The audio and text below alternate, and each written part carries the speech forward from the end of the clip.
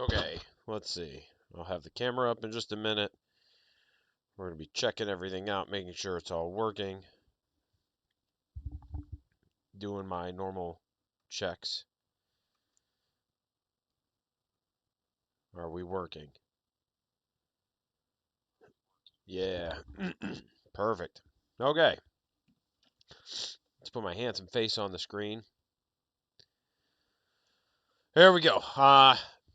Sorry I sound rough. Once again, I don't think I got over being sick, and I just kind of relapsed a little bit.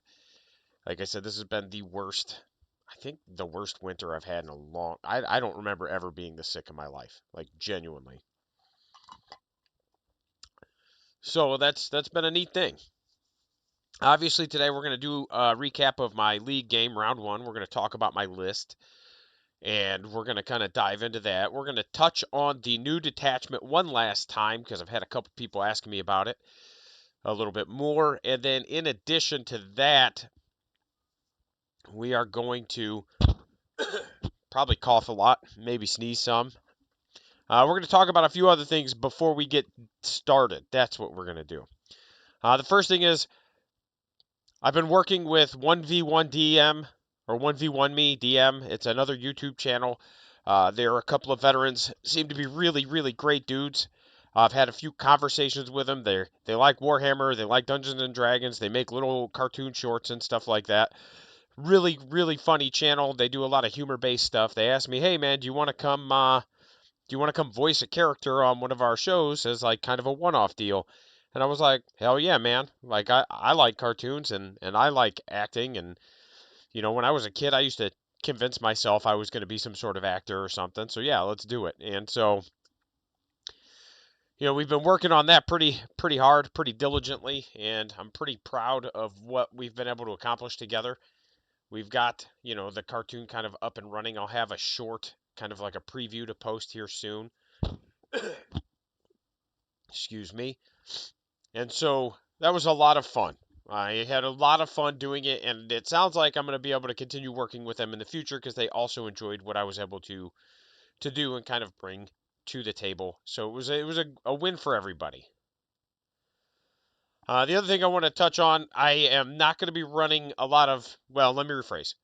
The old Blood Bowl League had to stop. We had started it. I'd done a recap, got a couple of our players got a game in, and then we just kind of had to put it on a hiatus, a back burner, whatever you want to call it.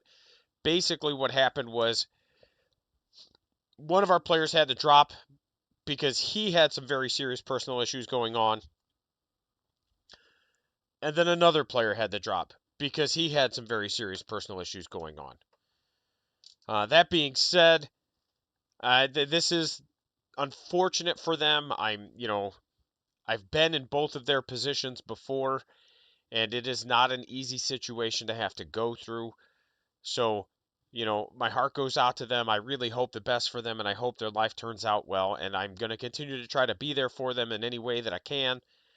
But it's one of those where, unfortunately, that's just how life is when you're an adult. So we've had to revamp, restart, and so we'll have a new league going on. I apologize for that. But that does mean you will get some more TK coming up here pretty soon. If you're interested, I'm interested. I like it.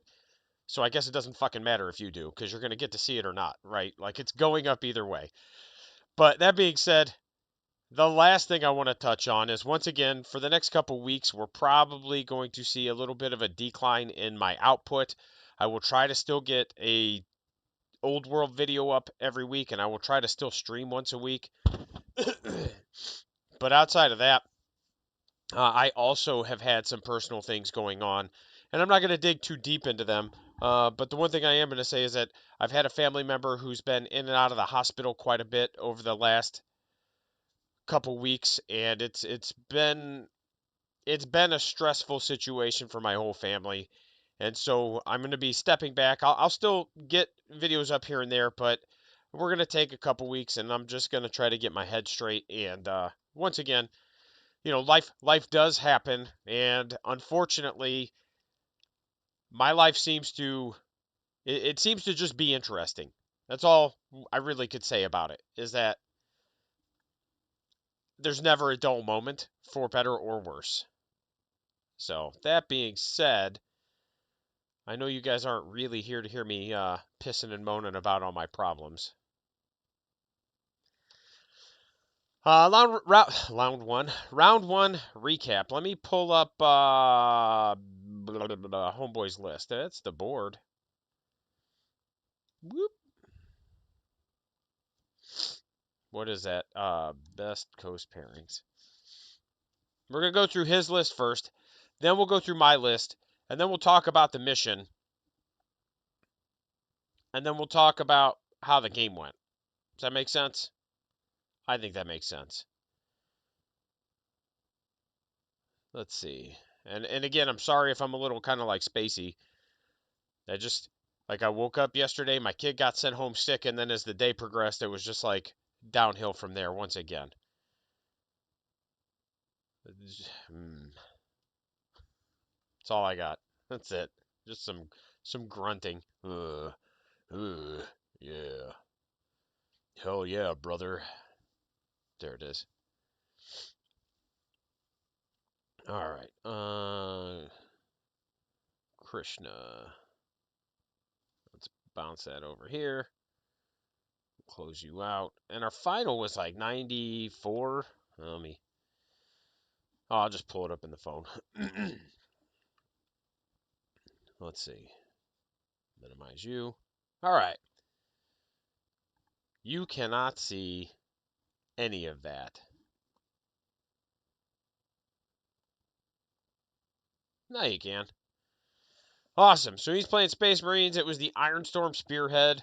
I don't even know what that does. Like, I legitimately don't.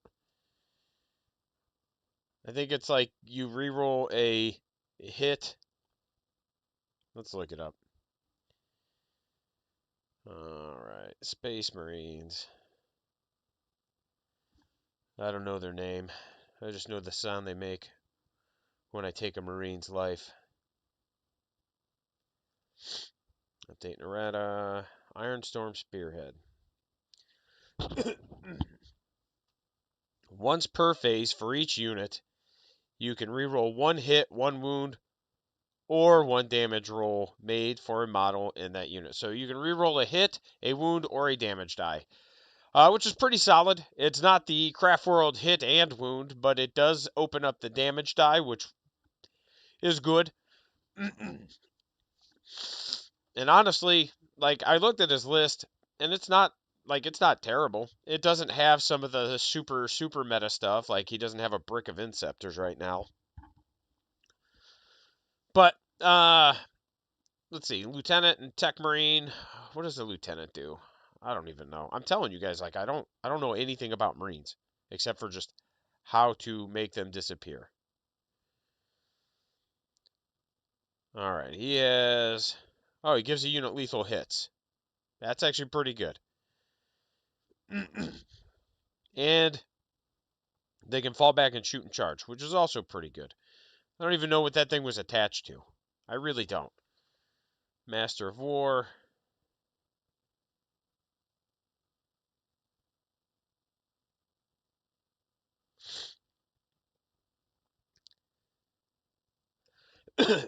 That's actually really solid. While the friendly unit, a vehicle unit, is within 6 inches of the bearer, the vehicle unit is eligible to shoot even if it fell back or advanced this turn. That's pretty good. Fall back and shoot, advance and shoot, really good. Tech Marine, big shock. He did have a unit of intercessors, an impulsor. He had a bunch of flamer boys inside the impulsor. Excuse me. Again, I'm sorry. What are they? The Infernus Marines. He had a Ballistus, a Brutalis, Eliminators. And I figured the Eliminators were going to go inside of the Impulsor, but he put the Infernus Marines inside, and I would argue that that was probably his biggest mistake. And I know we talked about it, and it's one of those where he just forgot that you can't overwatch with Firing Deck, because Firing Deck explicitly states in the shooting phase when you would declare your shots. So it's one of those where that's part of the rules commentary where it says if it says as if it were your shooting phase, that doesn't mean you get any of the benefits. It just means you follow the same line of sight targeting restrictions and rules. So it's one of those where he just kind of forgot about that, put the Infernus Marines in there. Wasn't the end of the world. He still could have definitely done well, but he'd have been better off with them on the table and the Eliminators inside. Some Eradicators went into reserves. A Gladiator. There's the Flamers, Infiltrators, a Bike Squad, and the Bike Squad was my target number one outside of like some of the tanks, just because those are the things that could catch me. And if they get into even my boats, like sure he's wounding on I think 5s or 6s, but it's enough dice and it's enough AP that any wound that hits me still just goes through. And if I've got infantry that's caught out on the table, I might as well just pick them up. So they had to go. And then double Redemptors, and then the Reaver Squad. And again, it's one of those like I'm not trying to be a jerk. I don't know what these things do. I don't actually get to play against Marines very often anymore. Most of our Marine player locals have like moved over to Heresy or just kind of moved, like literally physically moved. So it's one of those where I just don't get to play against them that much anymore. And I don't really have a reason to keep up with what it is Marines do. So that's his list. Again, I didn't think it was terrible. I think he had some tactical errors that we talked about after the game, and that's really what hurt him the most. And then my list, sorry that's so god dang bright. It's just called Witch Venom. So I'm sure you can guess what's going on here. I do have the Archon. He does have the extra pain token if he kills a unit on an objective. I do have old Big Dick Drazar and then Lilith. I do have a Succubus who has the no Overwatch. And then I have 4 Venoms and 20 Witches, right? And all the Venoms are split up into 5-man squads, which we talked about. And I'll try to remember to just drop a link to this in the comment. I'll actually make a whole new doc so that it's easier for people, or like a PDF to share. But I had 5 Witches in the Venoms, and then obviously Lilith and the Succubus in a Venom. And then the Kronos, I had 1 of those, and then I had 20 Incubi, because I had 1 with the Archon, and I had 1 with Drazar. I had a unit of Mandrakes, a Ravager with triple Dark Lance, and that was really just, if I brought guns...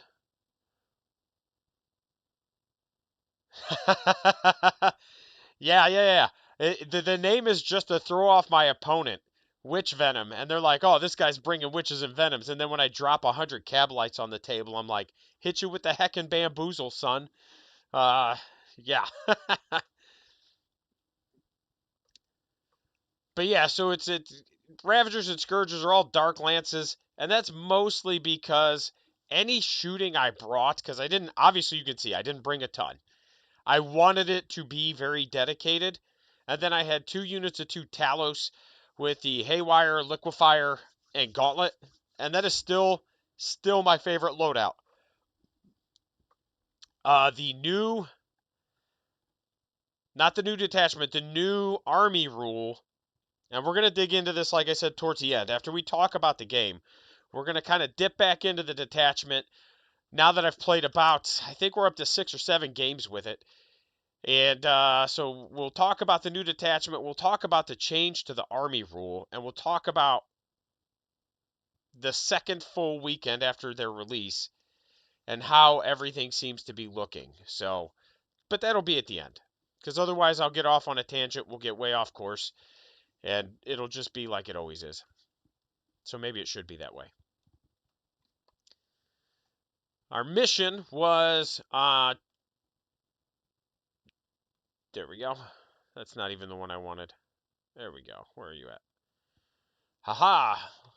I knew I'd get there. So we're going to shrink it back down. Bam. Make it pop for you. And then we'll bring up my pen. Epic Pen. I enjoy this app way too much. Like, I'm just like a little kid, like drawing on the screen. Haha. Nerd.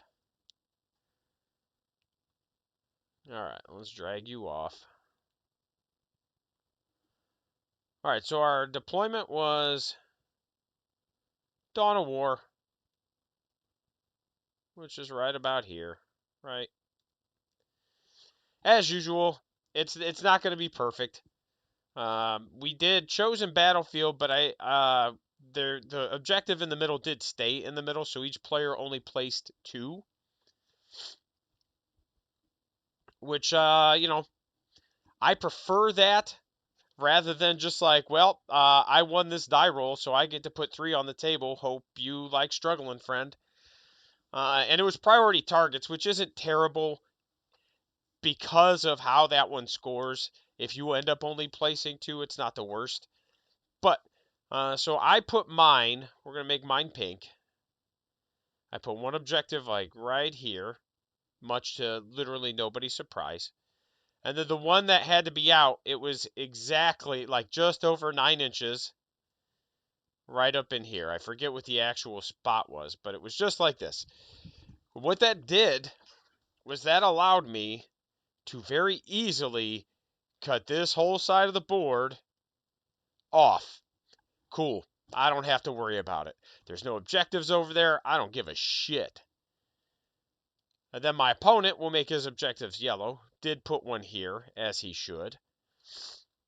But then what he ended up doing was he ended up putting his other one, like, I think it was right here. Rather than keeping it real tight in here, he spread it out. And what that did was that gave me the ability to even more just cut this whole half of the table out and just play half the board, which is what I tell you guys, like, this is how I found the most success with Drukhari is I pick half the table and I play half the table, and for the most part I ignore the other half until I can lock down one side. And with 3 objectives in the one side and then the one objective in the middle, that means I easily had access to 4 objectives, and it allowed me to play my game the way I wanted to without having to worry. The main thing, most of my deployments were pretty straightforward. I put his tanks and stuff, and I understand why. I put a unit of Talos in reserves. I'm trying to think, did I? I might have had them both on the table. Nope, I had one in reserves, one on the table. And then he put a lot of his heavy stuff back here. And again, I understand why. I have Dark Lances. So he was like, I don't want to pick up anything to Dark Lances. So I don't think that was the wrong move, but I think he'd have been better suited at least putting a tank way over in this corner, because he could have hit it very well. And then still, like, sure, he's probably going to have to move up and then next turn move up. But it's one of those, like, at least everything's not concentrated right here.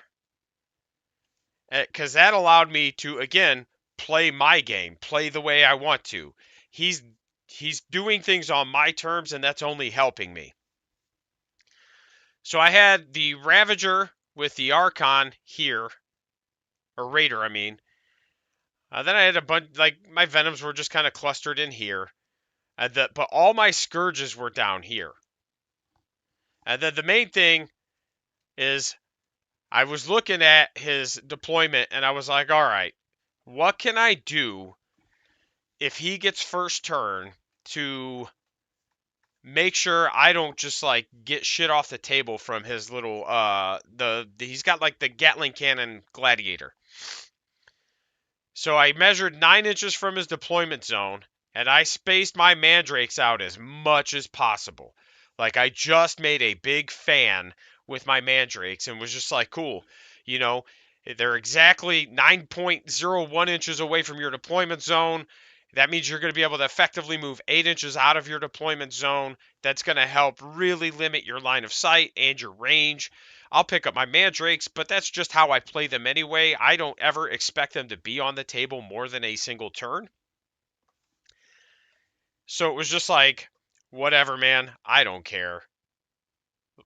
If they die, they die. Again, it's how I historically have used them. Let me pull up my game here. And I'm not saying it's the best way to use them. I'm just saying it's the way I use them. Let me turn my screen timer off too. All right, so display. There we go. All right, so round one, I didn't really do much, and that was fine. He did have a tank that I could. There's like this real cheeky little line here, and he did have a tank or something. I forget if yeah, it was a tank. And like I said, there's a cheeky little line there. He knew it was there.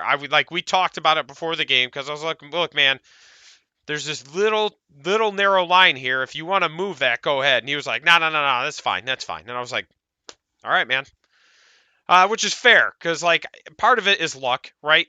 And I'd be lying if I said it wasn't because it's a dice game. It do be luck sometimes. So we had that little line there. I ended up getting first turn. My first two objectives were bring it down and deploy teleport Homer.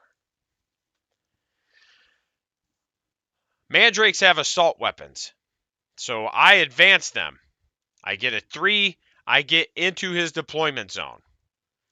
So he's got a tank, like literally right here, and I just drop the unit of Mandrakes an inch away from the tank. So, like, on his movement phase next turn, the tank literally can't do anything. Like, they're positioned in a way that he just can't move around it. So he's like, all right, well, I'm going to Overwatch. And he does. And he kills all but one of them, but that's all I need.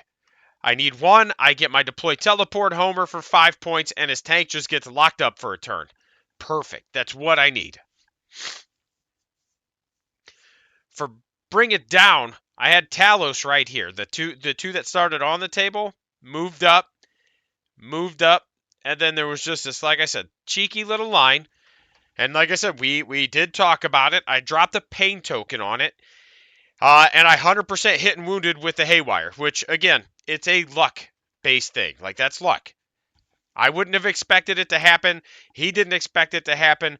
But now the Talos are empowered for the rest of the game. So they're going to reroll their hits and their wounds in the shooting phase against everything I shoot at. And they get that additional pip of AP and melee because they're always empowered. So now they're strength 8, neg 3 damage, which was pretty relevant. So I pick up, and it was one of his tanks. I don't remember which one. I think it was the las cannon tank because I think he had a las cannon tank, and I think he had a, I don't know. Picked up a 12 wound tank, got 4 points there. That's the main thing. Boop, boop, boop, boop, boop. Actually, we'll leave this here. Sorry. Now my Ravager, I just moved it, or Raider, I mean. I just moved the Raider up here. He's got some bikes. One of them is just out in this lane. So I just throw a Dark Lance at it, throw a Splinter Cannon at it. Like, I'm wounding him on 5s or 6s with the Splinter Cannons. Whatever. But I end up killing one bike. Not the end of the world. So he pulls the bike that I could see, which that checks out. But then his next turn, and he's got some sort of like dude back here, like a lone character. I don't know if that was his lieutenant. I think it might have been. I don't know. But it's some dude. Some dude doing stuff. So then he brings his bikes up here to prep them for his next turn. But the main thing that happened was once my Talos were right in this lane, like a true Space Marine player, he could smell a whiff of somebody at the middle of the board. And like the Kool-Aid man, he came crashing in, and he dumped, God, I don't even know. I know the Ballistus was there. Something else was there. He had 2 or 3 units in the middle of the table, turn 1. And one of them was the Ballistus. And I was like, oh, okay, cool. Like, this is what I needed. This is exactly what I needed. He dumped into the Talos. Didn't really do much because the way I positioned him, I had cover just like he did. But cover doesn't matter against anti-vehicle dev wounds. So the neg 2 and neg 3 and all that all gets reduced by 1 for cover because he didn't have anything that ignored cover. Shoots me, does some wounds to one, doesn't kill either of them, obviously. And his first turn is kind of just like, oh. He does kill the Mandrake, like, to nobody's surprise. But at this point, I had Scourges already. I advanced them up to here, advanced them up to here, and was prepping for him to kind of poke that shit out. And then he had something back here. I don't know what. Again, it's another tank. Did he have a Land Raider? I don't remember. It was a big tank. That's all I know. But my other unit of Talos come in turn 2. So let's clear all this out. Boop, boop, boop, boop, boop, boop, boop.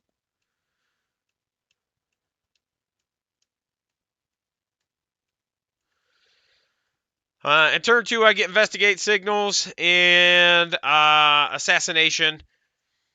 I have a unit of witches back here. I just dump them out of the Venom for Investigate Signals. I dump something over here. I think another unit of witches for Investigate Signals. I discard Assassination at the end of the turn to gain a CP. But the main thing here is that my other Talos comes in here. They empower. I tag whatever that was with the Dark Lance, and then I tag it with the Talos, and it just dies. Now I have both units of Talos fully empowered for the rest of the game. The other unit comes in here and just starts clearing stuff out. Shoot something, charge it. Like, I didn't kill it this time. My dice weren't nearly as ridiculous. But I charge it, I lock it up. We're going to tar pit for a turn or two. And then I'm starting to like prep witches coming in to start crashing through walls to hit the middle. At this point, the bikes are back here. I take my Raider, fly it here,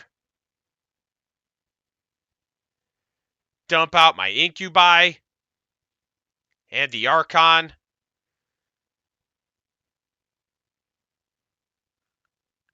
Spend my 1 CP. Sorry, my brain was kind of slowing down for a minute. Spend my 1 CP so I can get back into the boat, charge into the bikes, do my 1 CP, get back into the boat. At this point, he's got stuff locked up in combat, so he's going to be -1 to hit. A lot of it's stuck in the middle of the board, so it just doesn't have line of sight anyway. So he's got some flamers that he crashes down on me, tries to kill those, or shoots them into the boat, does a few damage. But then, next turn, I'm just able to just bounce, which we'll talk about. Let's see. So then turn 3, we've got engage on all fronts, and we've got a tempting target. Now, his tempting target, he picked this objective because he still had quite a bit over here, and it was a reasonable pick. And I was just like, yeah, all right, I don't need that. I'd rather have the CP anyway, so I just ignore that objective. I get my 3 points for engage, because now, like I said, my Raider's here. Boys dump out, charge onto the objective, slaughter, get back into the boat.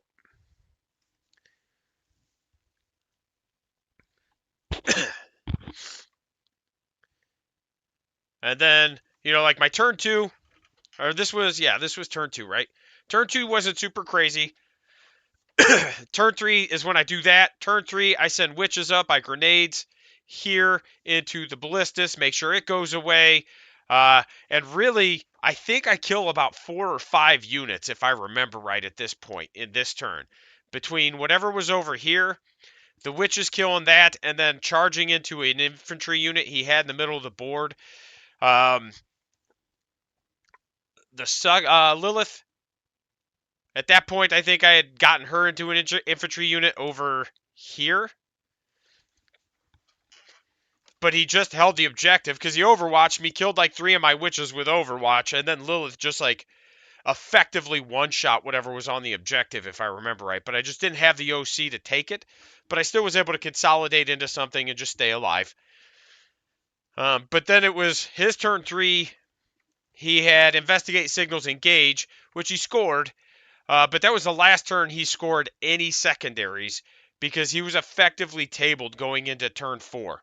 My turn 4 hit, I had extend battle lines and overwhelming force. He just didn't have units on objectives at that point.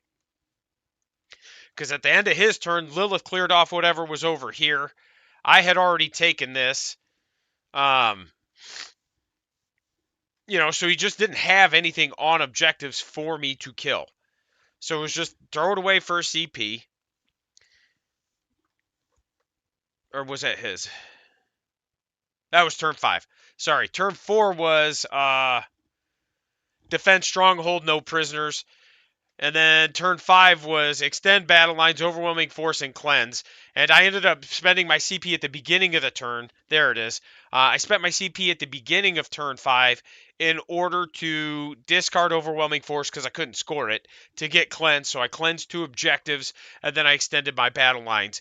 And then I held 3 at the end of the game.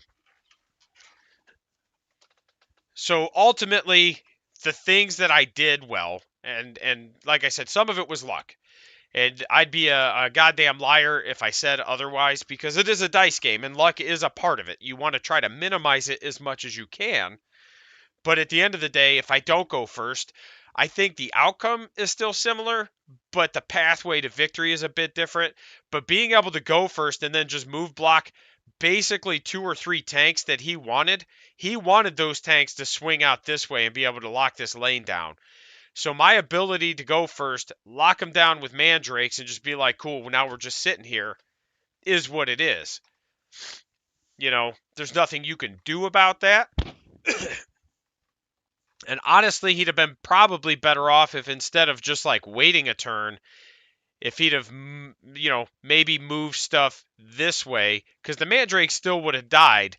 And then it would have been harder for me to just start picking him apart, because that's what ended up happening was that because I could focus on this, because I could cut out this side of the table, and he just kept feeding me units. Like he just kept coming into this zone for me.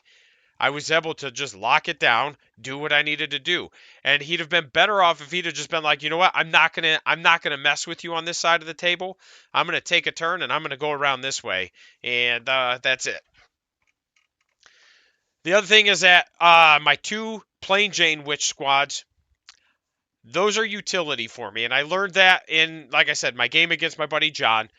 Like, because when I slammed him into Orc Boys, I was just like, okay, these are fine, but they still need a pain token. But they're not going to do what I need them to do. Whereas, like, the witches with Lilith, for example, get +1 strength, +1 to wound, additional AP.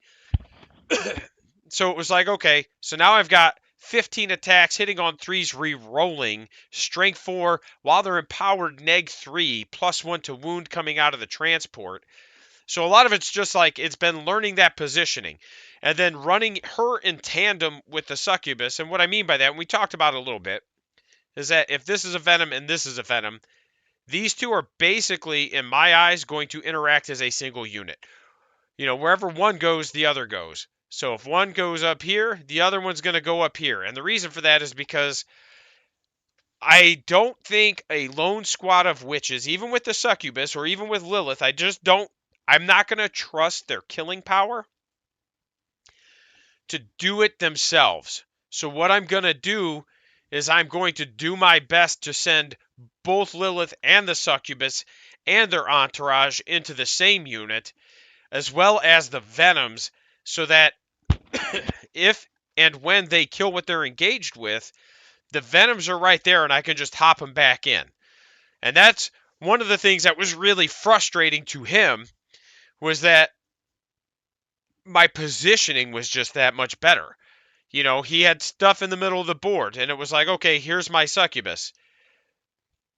Or here's witch. I don't think it was a succubus, but here's witches, here's a venom, here's a venom. They're all charging you. The witches do end up killing the 5 Marines between the 10 witches.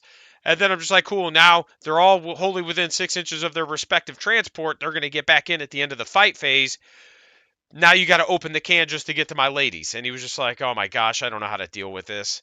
And it wasn't like a, oh my gosh, Drukhari OP type of thing. He and I have played each other before, so he knows, like, it's going to be an uphill battle but I will say he has gotten a lot better since the last time we've played. The 1 CP strat to get back for the Archon, phenomenal. I've only kind of botched that once or twice, and really the one time I got interrupted, and it was dice, you know. I got interrupted, and he put I think 8 neg 1s on me, so it was 8 4-ups for the incubi, and then it was literally I just picked up all of them because I had I think 7 or 8 left because the transport had exploded. But I still charged him, and so it was like 8 4-ups, and I failed. I think all of them or all of them but one. And then the few saves that were like went through to the Archon, I think I failed like the first or second 2-up and just picked up the Archon instantly too. So like is a dice game. Did lose them to some dice. It happens. So I don't know that I necessarily botched that one, but in that same game, in that same fight phase, I lost a second squad of Incubi effectively to a kill rig exploding, D6 deadly demise, 6 mortal wounds. And it, like, again, I had already lost 1 or 2 because of their transport dying. So it was one of those, like, losing 2 squads of Incubi to a single fight phase strictly to just, like, bad dice was just like, yeah, all right, dude. So that to me is, like, the worst I've played them, and I don't even know if I played them poorly or if it was just, like, bad dice or a combination of the two. Um, But all in all, let's talk about now that we've talked about the actually real quick, let me close this. Let me close out my pen. Let me put the let's get this why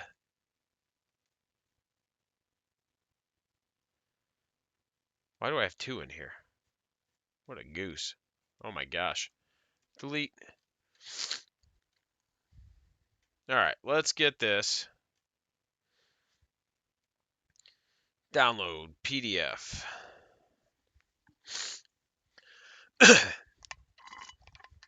Oh, I forgot that had medicine in it, not water. I got some like effervescent cold medicine, and when you're expecting water, that was not my favorite, friend. All right, let's go to Streamless now. All right, boop. Let's pull up the drive. Bro, my fingies.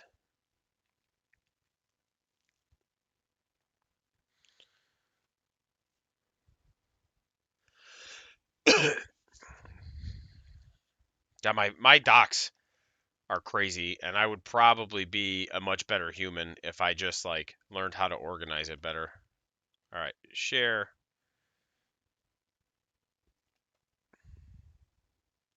Copy link. All right, so we'll put this in both chats. Okay.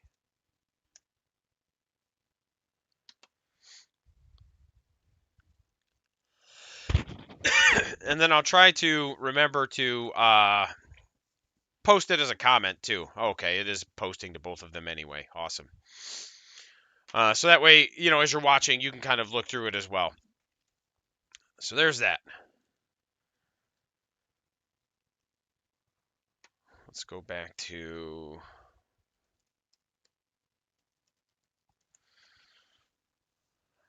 Let's pull up that index one more time. All right, so let's kind of touch on this one more time, because I know when I first read it, I was like, oh hell yeah, this looks like pretty good. And then like as I was reading it, and then as the kind of like newness wore off, I was like, okay, wait a second, hold up. And now I've played a lot more with it, and I feel like my second assessment, I'm just being an idiot while I click around here like an idiot. I feel like my second assessment was very accurate. And we're going to kind of go through why again. Each time a Drukhari unit from your army disembarks from a transport, you get ignore, cover, and lance in the fight phase, right? It is solid, right? I don't know that it's an upgrade over the real Space Raid. But what it does do is it gives the army an identity and a play style, because the real Space Raid didn't really have that, because it didn't have anything that was like, hey, do this or do that. It was just like, here's a bunch of tokens. What I will say is that I've had a lot more fun with this detachment than I've had with the real Space Raid. And I've enjoyed being able to play my army the way I want to. What it doesn't do is it doesn't fix the inherent issues with the army. And what I mean by that is that we have data sheets that just suck ass. Like, that's it. They just suck. And there's nothing you can do about it short of making a whole new data sheet. Witches are one of those data sheets. So what it does is it gives witches a little bit of a dynamic and a purpose. Knowing that I can wound things on 5s at the absolute worst means I'm not as reticent to send them places. I'm like, you know what? I'm wounding you on 5s with 15, maybe 20 dice, depending on how big the squad is, and, something's going to go through. Given the +1 to wound with the succubus and sustained hits with rerolls means that you can fish for those 6s and try to crush people just through weight of dice. And that's not bad. Again, like strength 3, neg 2, +1 to wound. It's not the best, but it's better than it was.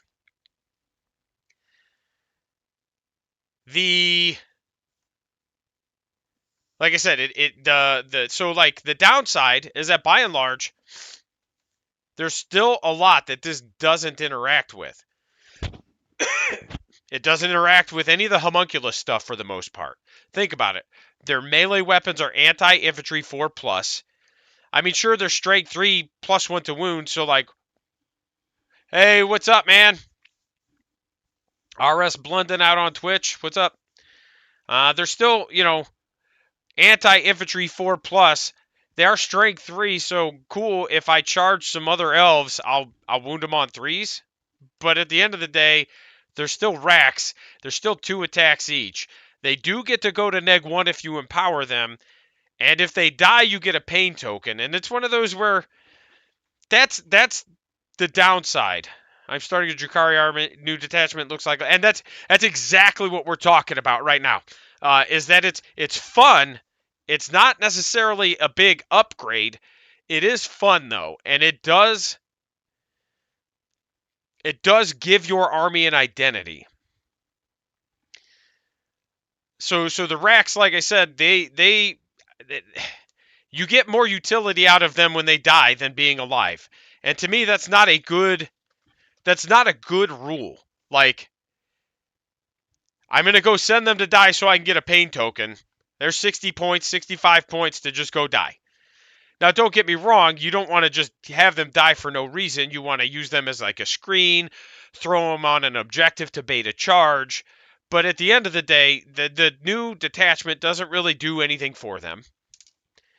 It does give Kabalites ignore cover, and Kabalites, but the downside to that is that Kabalites are good anyway. Like, one of the better things in our data sheet. So cool, they have ignore cover, and the strats that they have access to make them cool too. But at the same time, the real Space Raid, like re-rolling wounds, is also cool. So, and you have more pain tokens to work with in the Space Raid. So it's one of those where, at the end of the day, I feel like this detachment, from a like tier list kind of standpoint, is only a slight bump up, and if this last weekend's GTs are any indication, I'm not far off by saying that, because Drukhari finished with 16 total players and like a 47% win rate at these GTs. Now, that being said, what I do think this detachment does, and I have said this before, is I think this detachment will reward very skilled players, because it does open the door for some units that were previously basically garbage to have a new role. Witches are one of those units. Now, I ran them anyway, but in the new detachment, they actually feel like average trash instead of hot trash, right? I'm no longer looking at witches as just ablative wounds for my succubus. I'm looking at witches and going, well, these things can actually do some damage now. But ultimately, what I think is the biggest buff that we got isn't even the detachment, it's the army rule change. I don't know if it's in here right now. It is. And that's your melee attacks get an additional pip of AP when they're empowered. That in and of itself makes witches feel less like ablative wounds. Just even being strength 4 neg 2 or strength 4 neg 3 with Lilith, I should say. Like now, even if I'm wounding Marines on 4s, it's still like 6 up. You know, so it's one of those where they now at least have a function or a purpose. And again, in the new detachment, there's some cheeky things you could do with witches. I like it. I do think it does open the door for a little bit more melee-centric lists. What I don't recommend is I don't recommend dropping 30 30 incubi, 3 archons on the table and thinking you're actually going to win a lot of games that way. Because that ain't it, man. That ain't it. That's too many points. And Overwatch is still a thing, and you'll pick up a lot of those incubi. And, you know, it's one of those where our hard counters are still just going to hard counter us. You know, played against Death Guard. Dude had 3 Plague Burst crawlers, and there was just literally nothing I could do. He went first. I picked up a boat. You know, I could start with the boats and deep strike and rapid ingress them, sure, but that's another inherent issue with the new detachment as well as the old detachment, is that as an army, we have no real command point generation. So if we have no command point generation, we have to really manage our resources a lot more. And that's where the new detachment also gets a little trickier. I run a mix of both. I actually just dropped what I'm running for League in the chat. I run a mix of both. I've got 2 big units in Raiders, and those are my incubi, but I use those as kind of like my hammer, right? Like I'm gonna drop those on something that I need to go away.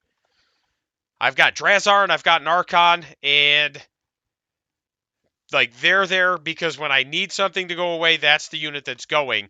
And then I've got 20 witches broken up into venoms, and I use those as both utility harassment units. And then I've got a pair, like I've got the succubus and Lilith, and those and their venoms tend to fly in tandems and just kind of quick strike things. You know, tag. Oh, it is. Let me change the access on that. I'm sorry. I'll do that right now. Typing is hard too, guys. Real hard. Right. Do.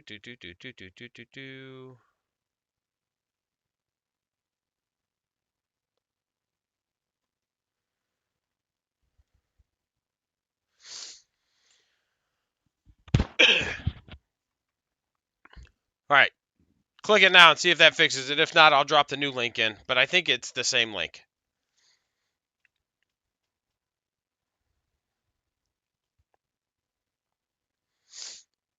All right. Perfect. So it's one of those, you know, I've got the Venoms, so I can spread out and have small units to go wherever they need to for things like investigate signals, if I need to get a unit for cleanse. The other thing to keep in mind is that the way the Sybarites worded, or not Sybarite, the Hecatrix, right? I think that's what it is.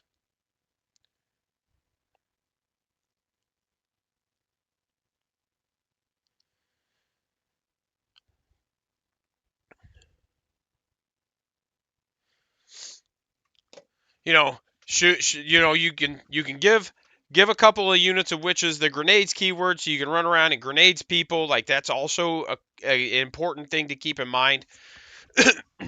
I use grenades probably every game simply because it just works, right? Like I'm gonna roll some dice, I'm gonna get some 4-ups. We're gonna do some mortal wounds, and then I'm gonna charge you with witches. It's a great way to kind of soften the target up before you slam into them. The stratagems are really really good in the new detachment, but like I said, that's where the new detachment I think is going to be a little bit harder for newer players. What are your thoughts on Scourge loadouts? Are the Haywire guns? No. I love Haywire. The main thing to keep in mind is if you can shoot them, they can overwatch you, so you have to pick your targets carefully or try to bait that overwatch. But outside of that, no, no, no, no. I love Haywire. The only reason I'm running Dark Lances right now is because I wanted to. I've been running Haywire, and I just wanted to kind of switch to Dark Lances for League because we're gonna start seeing like I'm gonna hit some demons and I'm gonna hit some T Suns where we have monsters on the table, and that's where the Haywire is gonna suffer or struggle. Is if you know you're gonna be playing into a group of players that are gonna have a lot more monsters than vehicles.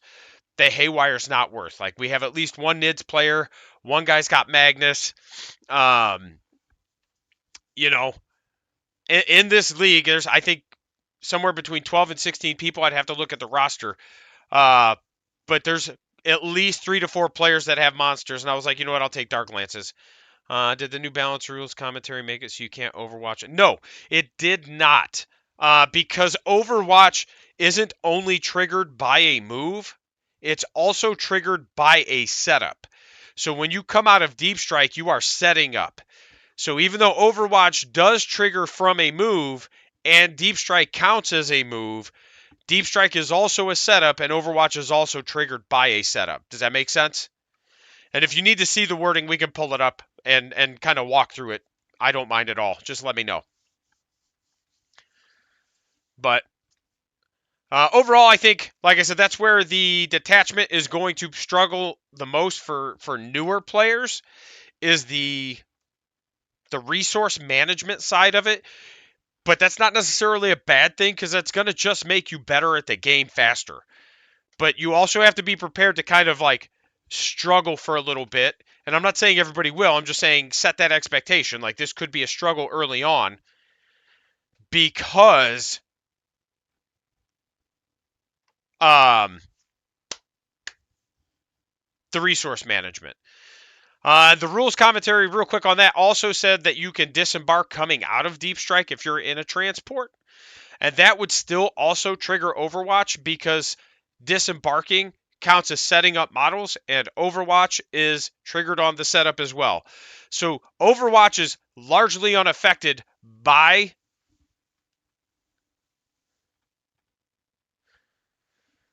Okay, let's do this. I'm gonna just pull it up on the screen rather than try to read it in the chat. Let me get through this last little bit here. Actually, no, we could do that. I think I pretty much finished up.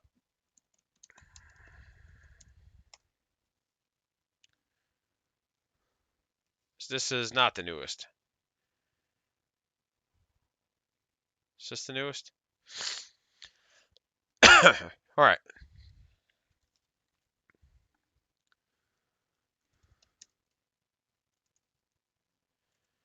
Okay, so count as having made a normal move. Can everybody see that? If not, I can try to flip it to the full screen. I'll flip it to the full screen. Boop. There we go. Reserve units always count as having made a normal move in the turn that they are set up on the battlefield. This is simply to clarify that they cannot move further in this phase but have not remained stationary. Such units have not made a normal move, however, so their arrival cannot trigger stratagems or abilities that are used after a unit makes a normal move.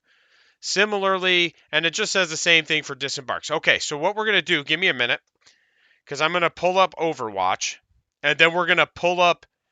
Actually, I probably have a digital download of the core rules, and that would just be easier. Let me pull that up.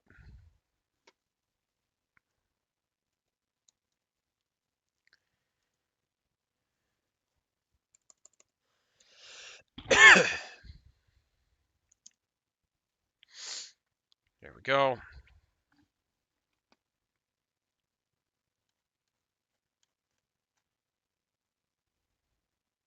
Oh, that is not what I needed. What a goose. 40k 10th core rules. Bam.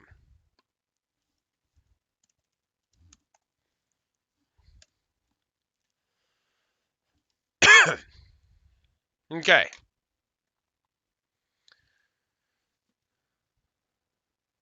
All right, so, uh-oh, I did it.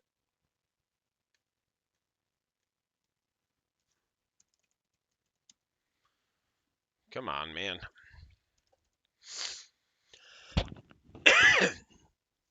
All right, Fire Overwatch. God, their PDFs are really something. All right. In your opponent's movement or charge phase just after an enemy unit is set up, or when an enemy unit starts or ends a normal move, fallback, or charge move. That's when you can use it. Okay. Now, what we're going to do here is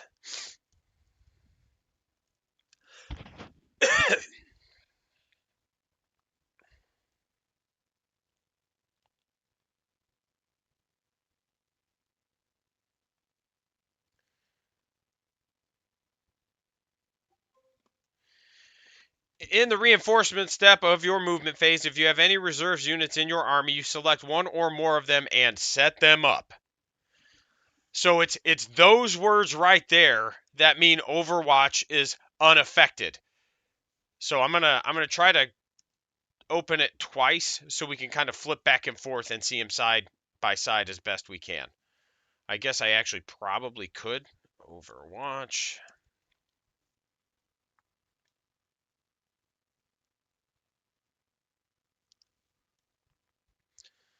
All right. Boop. Which one was it?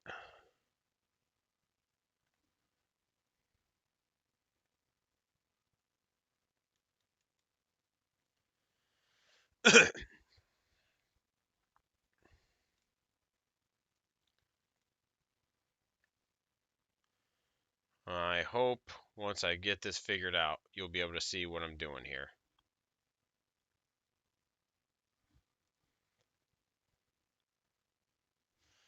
All right, so if we look at them side by side, you're not shooting at somebody coming out of reserves because they count as having made a normal move.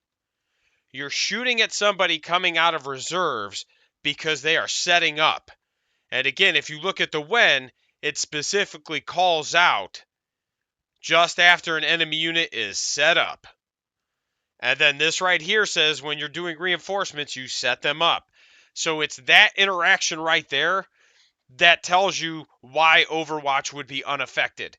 Now, if Overwatch only said after they start or end a normal move, and then reinforcements only said they count as having made a normal move, then it wouldn't work. But let's also look at the other interaction we were talking about here, and that's the disembarking. All right.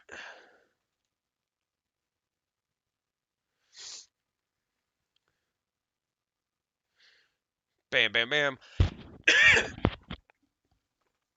Yeah, no, I get it. I get it. And I've had to have this conversation with people who aren't pretty new just because it's one of those where there's a lot of nuance there.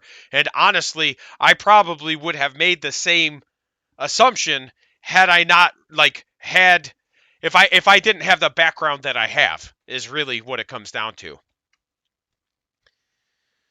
So when a unit disembarks, you set it up. So again, it's the same verbiage used for reserves. So disembarking and coming from reserves, still eligible to be overwatched. Even if you come out of reserves and then disembark, both units are then still eligible to be overwatched, but they have to pick as things happen. Because it says just after an enemy, which means it's reactionary. So if I set up a transport, they have to decide if they're going to overwatch my transport. And then if they set up and then if I choose to disembark, then they have to decide whether or not they want to overwatch my unit that disembarked. Like I can't disembark that, or I can't come out of reserves and then disembark, and then they go, oh well, I want to overwatch your transport. Now, obviously, if you guys have your own set of rules for like takebacks and stuff, that's on you. But I'm saying like when you play the game, rules is written, this is how it would interact.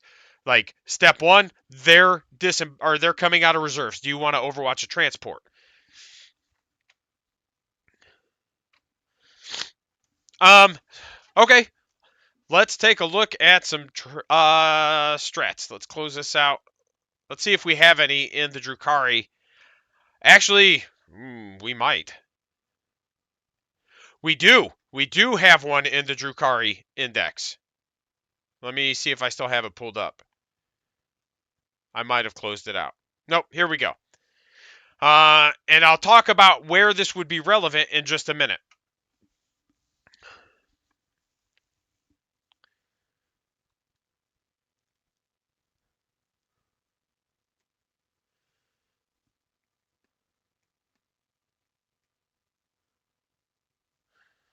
Yeah, it doesn't really affect Overwatch for the most part. It was really so like, and you'll understand in just a second, okay?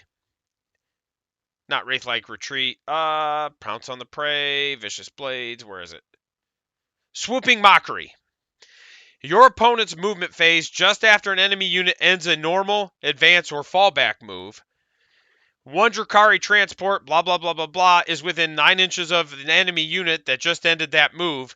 The transport can make a move of up to 6 inches. But Chris, you say, things have to be at least 9 inches away, so this strat can't be used. But then you get things like Inceptors, or Gene Stealer Cult, or Grey Knights, where they can be inside that 9-inch bubble. So if they come in off of the table from reserves, that move doesn't trigger your ability to Swooping Mockery, for example. And another like Termagants have a similar ability, or I don't know if World Eaters still have it, but they had something that let them move. I think that was last edition though, but I haven't played against them yet in 10th. That's like the one army I actually haven't played yet in 10th. But your transport can make a normal move of up to 6. So if something can come in at less than 9, and it does, it won't trigger your ability to move your unit because it no longer counts as a normal move. It just counts as a normal move with regard to how far it can move and like any modifiers that might apply, etc. So that's where that really comes into play. Because like I said, like Grey Knights have things that let them come in at less than 9. I think Bugs have some things that let them come in at less than 9 with certain units. GSC, Marines have it. I don't know if Craft World does or not off the top of my head. I feel like that would probably be seeing a lot of play if they did. But and then there may just be things that I can't think of off the top of my head that have a longer range than 9. Like maybe there's something that says if you end a move within 12, you get to do this. Correct. Because what brought them within 9 wasn't a normal move.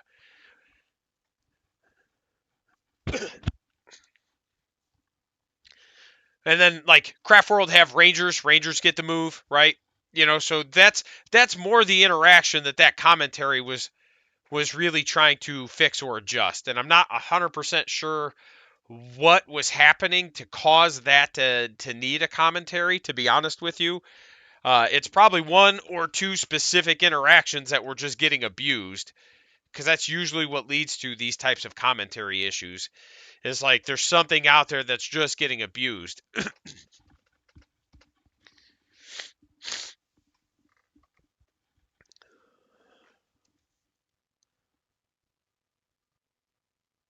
Oh, you know what? I just thought of something.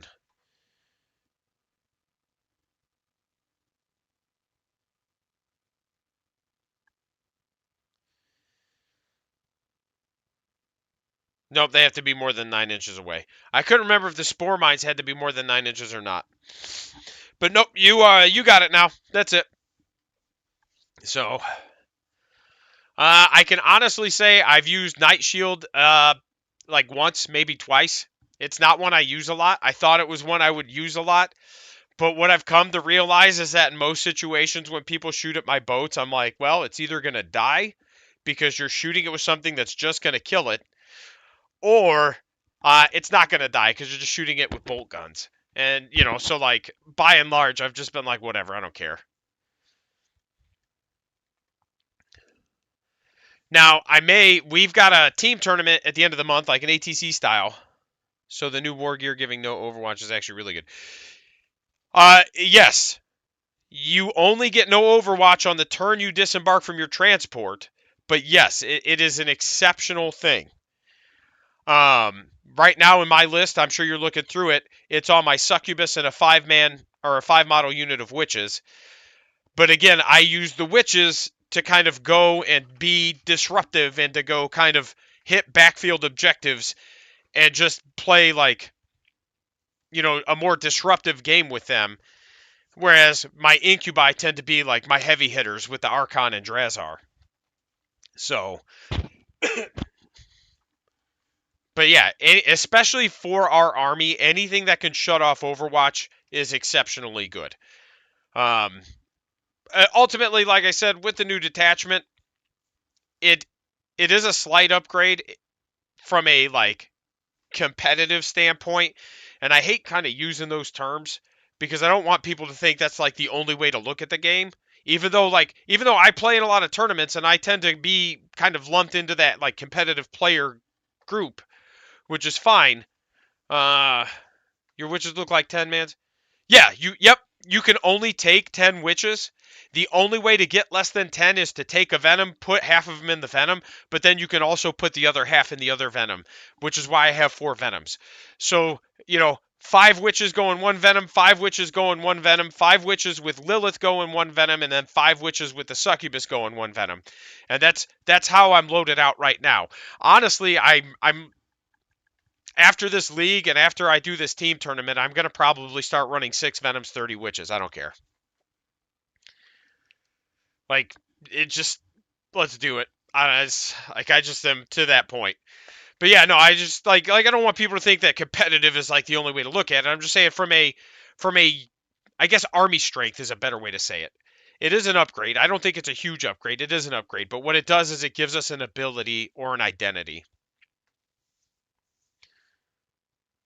It is a fun rule. It is really handy to have for both utility, for flavor, and because of the being able to also get back into the Venoms in the fight phase, it opens the door for a lot of neat interactions. Like you could, for example, if you've got 5 Cabalites in your Venom, you could move the Venom, disembark your Cabalites, cleanse an objective with your Venom, empower your Cabalites, shoot your Cabalites. At the end of the fight phase, the Cabalites can get back into the Venom, and then the Venom finishes cleansing at the end of the turn. So there's a lot of things there that Venoms are just, and that again is another issue with our index, is that Venoms and Raiders, there's a lot of disparity between the two. Like, I almost feel like Raiders should be the same price or maybe cheaper than Venoms, just because Venoms do so much. Whereas a Raider is literally just like, here's my transport that doesn't do anything. The Auto Advance 6 can be helpful sometimes, but you don't have any kind of like, there's no assault weapons you can shoot with it. So it's not like you can advance and shoot it. There's no assault weapons you could shoot with it. You can't advance and charge with it because it can't get the witch cult keyword anymore. So it's just one of those, like, the Auto Advance 6 is like, it's okay, and I've definitely used it, but I've never looked at a game and gone, hot damn, I'm glad I had that. The only thing, like, again, in the new detachment is if you have like 10 or witches or something in the back, you can at least get some extra dice to kind of chip wounds with the vicious blades. Which I also did use in the league game. So it's one of those, like, that game was very, very handy. Give me a second.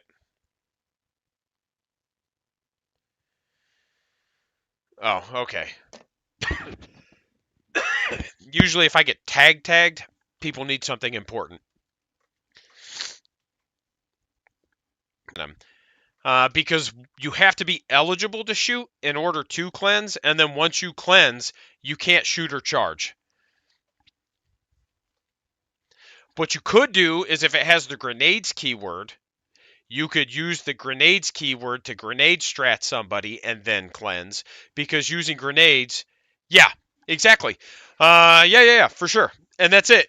And that's how you got to look at our army, is like, we do have some kind of like cool things that we can manipulate, but you really got to look at it as, how can I do this, right? Like, Venoms are, they're just that good. Like, not taking any Venoms is almost silly. Even if you only take one or two, just to put some, even just putting what are those things?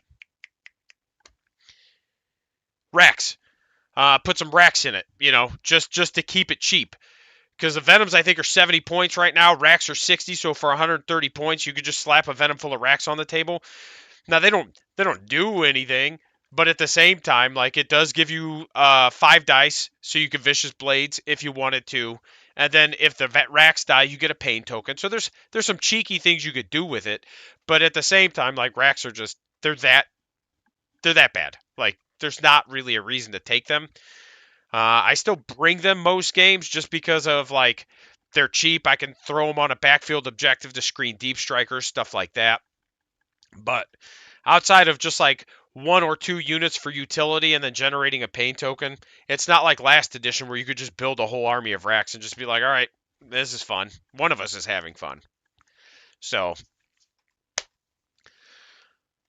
but yeah, that's kind of where I'm at with it. I do still think Real Space Raider for newer players is going to be a little bit easier to get into, because while they have less good strats, the pain token generation's a little bit easier, and the few strats you have that are good are actually a little bit defensive, which allows you to kind of keep your stuff on the table a little bit longer.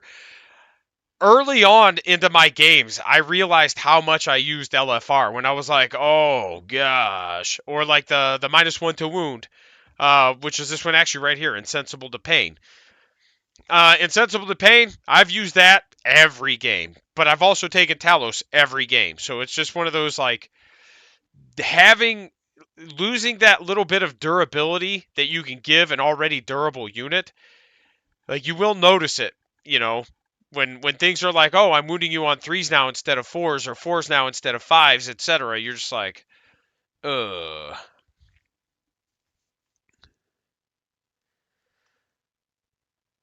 And it's Quicksilver reaction, sorry, not LFR. But Alliance of Agony, I've used this strat maybe twice. I wanna like it, but the fact that all 3 of them have to be on the table and be able to be targeted by the strat is just like, this almost never happens. But again, going back to where we were, ultimately, like I said, it just doesn't fix the issues that we have.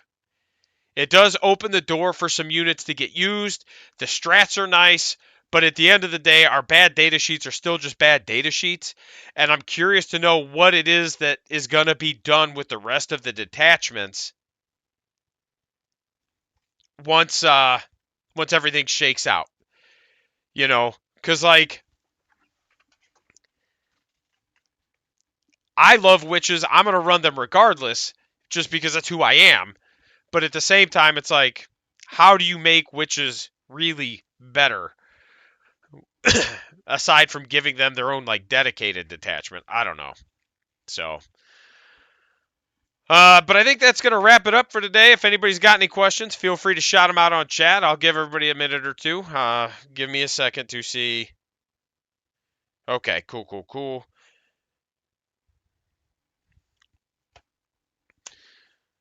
And then we talked about Blood Bowl. We talked about the team tournament. We talked about the league. I should know who my round 2 matchup is. It's looking like T-Suns right now, but we still have a few games to shake out. I've only played against T-Suns once, so I'm going to have to do a little research. And the guy who's piloting it is a pretty good player, so it'll be a matchup for sure. So he's definitely a shooting player, whereas I'm definitely a melee player. So it's gonna be a game where if I can get to him, that'll be the game. If I can't get to him, and it's gonna be rough because I know that they can ignore line of sight with some of their guns, and I think Magnus can do it right. Like, so it's gonna be a rough game, and I'm gonna have to really think about how I want to do this and how I want to approach it. So that's it. We're gonna wrap it up. Big thanks to everybody. Hope you all had fun. Like I said, we're going to be slowing down the content output for a couple weeks as I kind of continue to recover, but also B, deal with some of the personal things that have been going on. So outside of that, Old World video will be up by the end of the week. We'll talk to you later.